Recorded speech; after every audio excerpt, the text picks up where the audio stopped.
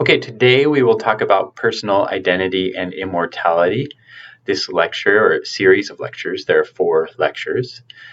They're based on John Perry's A Dialogue Concerning Personal Identity and Immortality.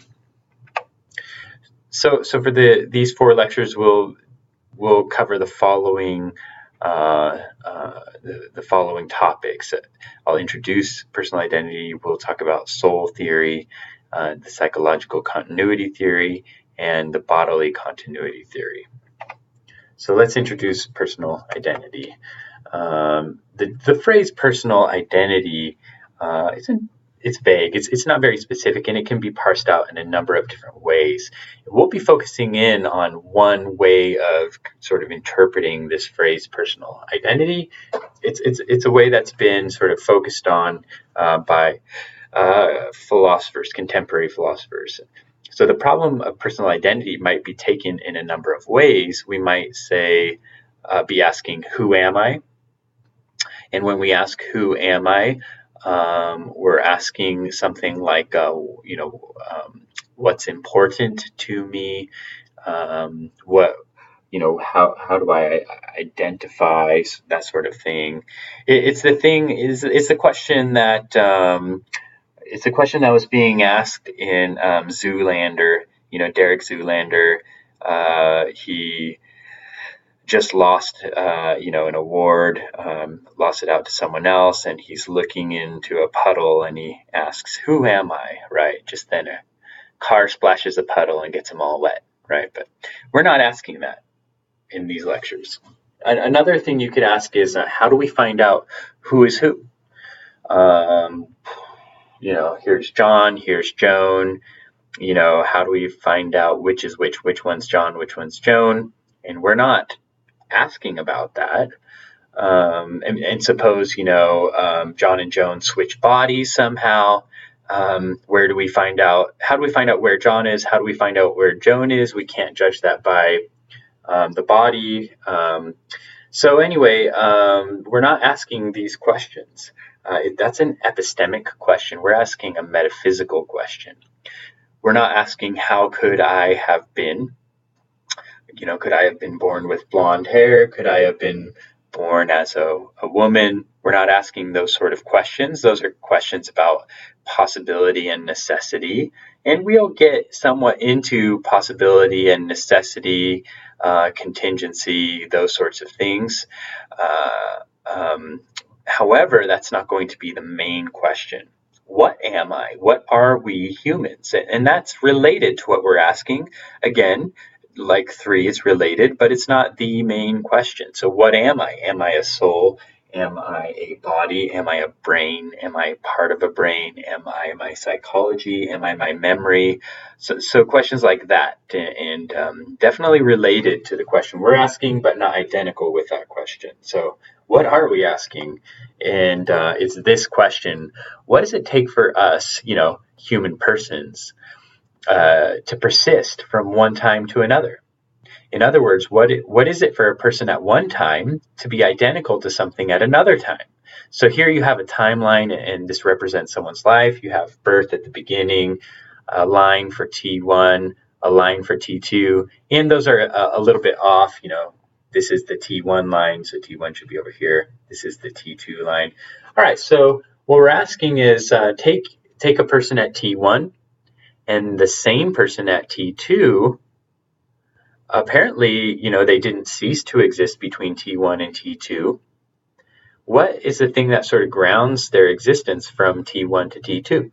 So let's think of an example. You were born, you were once 5, and here you are now. Maybe you're 19, maybe you're 26, I'm not sure. You would say that in some sense, you're identical to that 5-year-old that you see when you look at the pictures. Your mom says, "Oh, look how adorable you were." Emphasis on the "were." Just kidding. Look how adorable you were.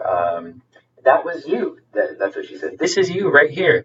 Now, what makes it the case that you are, the same person as that 5-year-old? There must be some sort of connection between your 5-year-old self and you now that makes you identical to that 5-year-old. And this is tricky because your body has changed parts over time, in the process of taking in matter and expelling matter for an organism. The parts are replaced over time. Some bits die, some bits are replaced. And then, your memories are changed. So you don't, I don't know. Like, I don't remember much from when I was 2 or 3, but maybe that 5-year-old remembered quite a bit from when he was 2 or 3. So, my memories have changed. Your memories have changed. Maybe your personality has changed quite a bit. So, I mean, is there anything that didn't change that sort of grounds your identity over time? This is the question we're asking. So, as I said, the main questions for the personal identity debate, at least as we're discussing now, what does it take for a person to persist from one time to another? Or what does it take for us to persist from one time to another? What sort of things can we survive? As an example, suppose a teletransporter scans your body, disassembles it, and reassembles it from other materials at another location. So we're thinking something like Star Trek. You get into the machine, you press you put in the location that you want to go to. You press the start button, and it scans your body. So it gets the information, a map of your body and your brain. It disassembles the particles, right? If you've seen Star Trek, you see. Now, I'm not trying to debate like how teletransportation actually works in Star Trek. That's beside the point. I'm just making a philosophical point for any of you Trekkies out there. But the machine takes apart your body, you're disintegrated, and then at some other location around the same time, the machine constructs something that looks like you, talks like you, has your memories at a different location out of different materials. Can you survive such a thing? Maybe like stepping into the teletransporter device, like that's the end of you. That's your death, right? And so that's one of the questions that we're asking in the personal identity debate is, what sorts of things can you survive? Could you survive being disassembled and then reassembled out of different parts? Of course, the person on the other end would say, hey, I'm so-and-so, I'm John Smith. They would believe that they're John Smith, but are they really John Smith? Okay. So what do we mean by the same person? Maybe we should have discussed this earlier, but when I say A is identical to B, what do I mean by identity? There are two different senses of identity I might mean. One is qualitative and the other is numerical. Now, qualitative identity is this.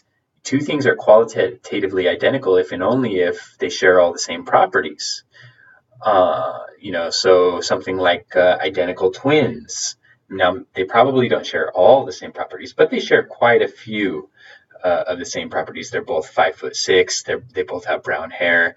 They both they both have the same accent. They both have the same parents. They share a lot in common. They have a lot of the same memories, personality, whatever. But that's qualitative identity because obviously they're two different people. It means they're a lot alike, right? Then numerical identity is being one and the same thing, like you being identical to yourself, you being identical to, say, a student at UNLV. So when we say numerical identity, we mean mathematically one object. One A is numerically identical to B if and only if they are numerically one and the same object. So you don't get that with identical twins, but you get that with a thing and itself, right? So that's what we're talking about here. So when we say, was I the same person as my 5-year-old self? Obviously, you weren't qualitatively identical with a 5-year-old. Maybe your hair color has changed. Maybe maybe your personality has changed quite a bit. You don't remember a lot of the things from when you were 5, and but we think you're numerically identical with that 5-year-old self. You're one and the same object that has gone through quite a bit of changes. So how's that possible? How do we ground identity over time? So maybe you're saying like, I really don't care. That's fair, right? But I think you should care. And here are some reasons. Number one, these questions are just important in themselves. They're intrinsically interesting. Two, personal responsibility. So we want to punish the right person and reward the right person. We want to punish the person who committed the crime, reward the person who won the race, right? But if we can't establish who's who, how do we ground identity over time? Is the person that we're rewarding the same person who ran the race, numerically the same? Well, then, how do we know which person to praise, which person to blame? A criminal, his defense might be, I don't remember committing the crime, therefore I didn't commit the crime, right? So if personal identity is established through memory, then if you don't remember something, you didn't do it. It wasn't you, right? So that has legal implications regarding personal responsibility. Also, it has ethical implications. Consider the abortion debate. The key question in the abortion debate is, what is the fetus? And is it a human person? So the question you can ask yourself is, was I ever a fetus? And depending on your sort of view on personal identity, that will give you an answer to whether or not you were ever a fetus. If memory is the thing, like you can't be someone unless you remember doing the things they did, then you were obviously never a fetus, because a fetus, there are points where in the journey or the development of a fetus where they don't even have a brain, right? So how could they remember if they don't have a brain? Right, so it has ethical implications. Were you ever a fetus? Is a fetus one of us in the sense of being a human person? Okay. So now let's consider some cases, kind of to get your juices flowing with the personal identity debate. The amnesia case. Suppose that you get into a car accident and you live, but your memories are erased and your character and your personality change. Basically, there is nothing about your pre-accident psychology that remains, and let's suppose ever will remain. It's not reversible. I want to know, do you still exist? Of course, you might say, yes, I exist, but I'm radically changed. Yeah, right? So we don't think that necessarily a radical change entails that you cease to exist, right?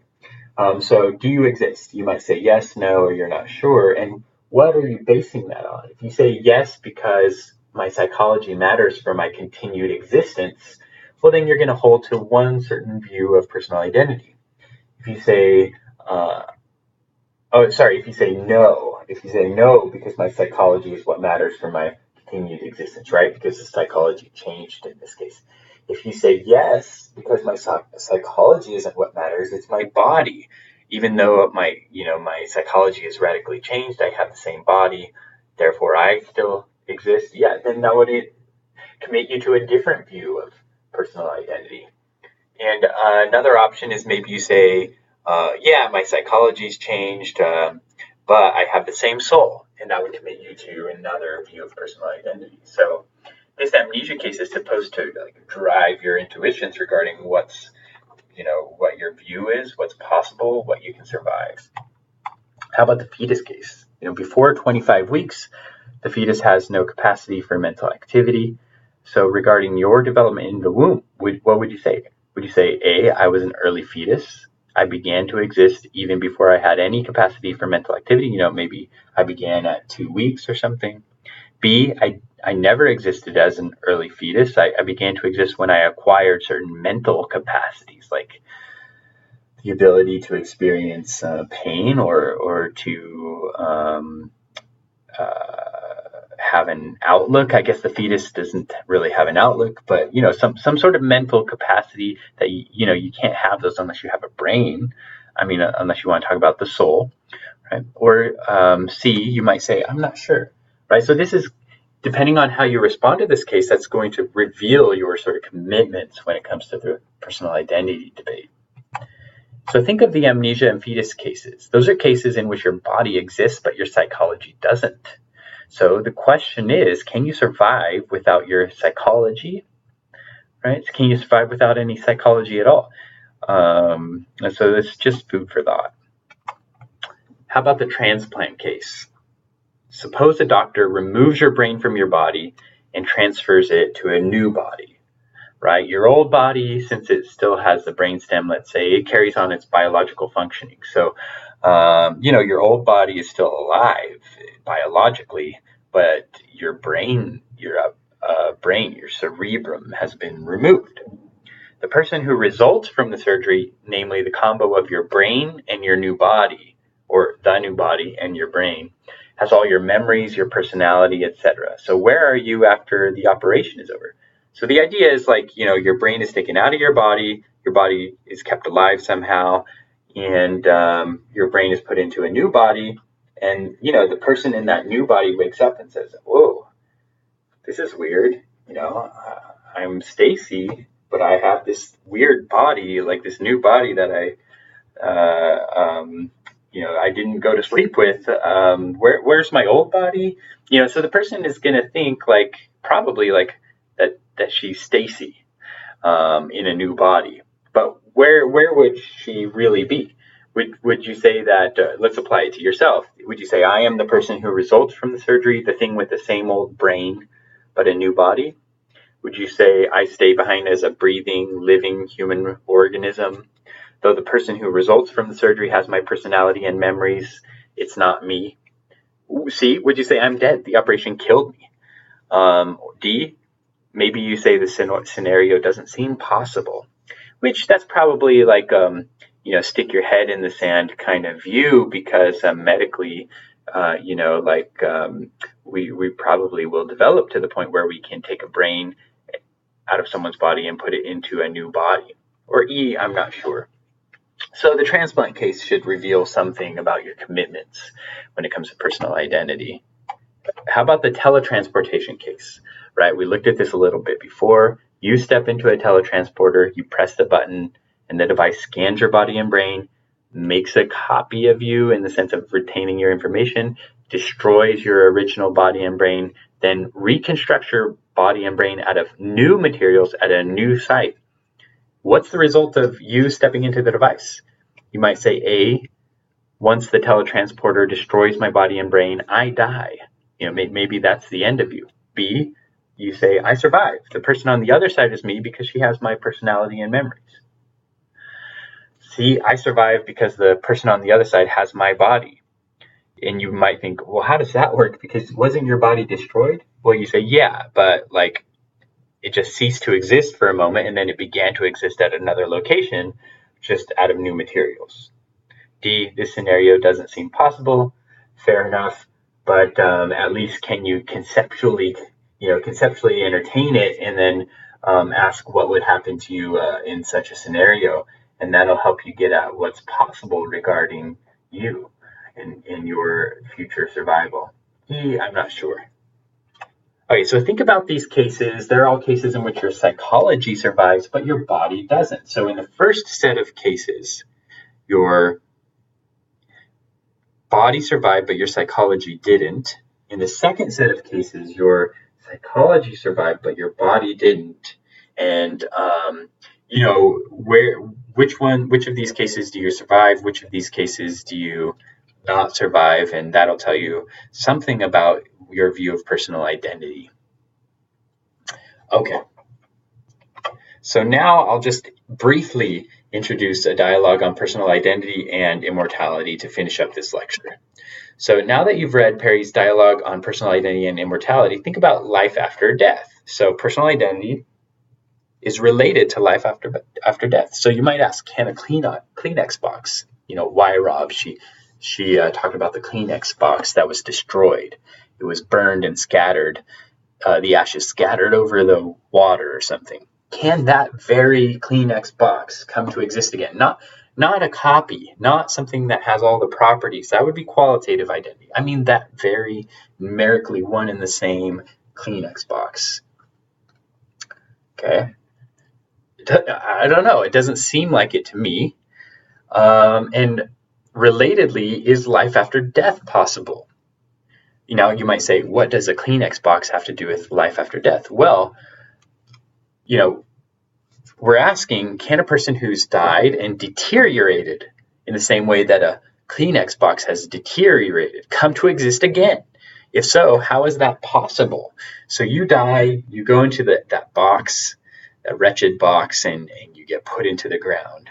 100 years pass or whatever it takes, and now you're just dust.